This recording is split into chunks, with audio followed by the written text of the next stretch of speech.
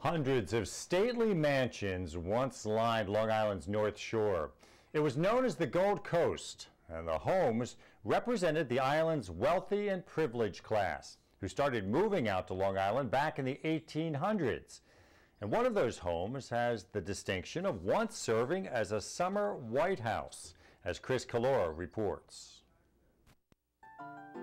Sagamore Hill in Oyster Bay was built in 1885 by future President Theodore Roosevelt, who wanted a quiet country-style home to raise his children. This home is a Queen Anne type style home.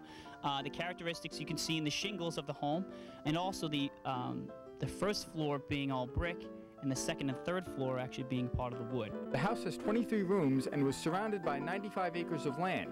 Roosevelt believed in preserving and embracing nature, so he wanted his children to grow up in a natural environment.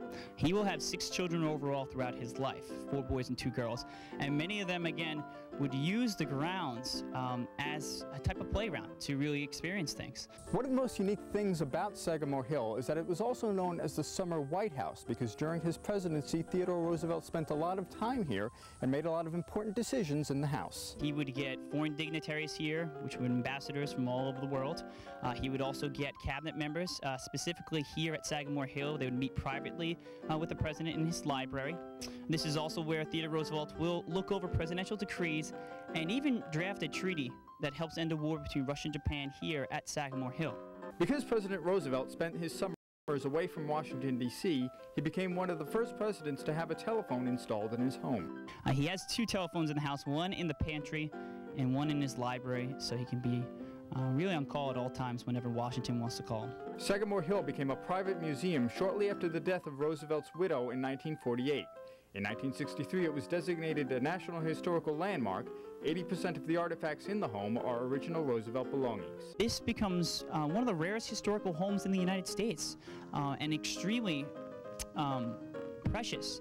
And as a Long Island gem, a lot of people come up here and they're just so impressed with all the artifacts that we do have, telling his story and telling the family story. Today, the house remains accessible to the public as a National Historic Landmark maintained by the National Park Service, a place where people can go to study and learn about Roosevelt's legacy, as well as his role in local and national history. Really what we do here is try to educate people coming here why Sagamore Hill is so important in history, and why Theodore Roosevelt really remains today as one of the prominent historical figures that we do have in our history. People can come here, they will learn about the policies of Theodore Roosevelt and how not only was he a president, but he was also a family man.